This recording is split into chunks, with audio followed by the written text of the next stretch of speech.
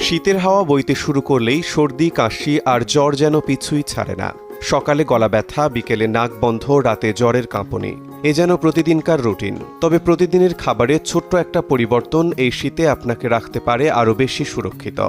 যেমন গাজর। এটি শুধু স্বাদেই নয়, পুষ্টিগুণেও বেশ শক্তিশালী। চলুন জেনে নিই শীতকালে গাজর খেলে পাওয়া যায় কি কি উপকার। গাজরে রয়েছে beta carotene, vitamin A, antioxidant আর প্রয়োজনীয় খনিজ উপাদান।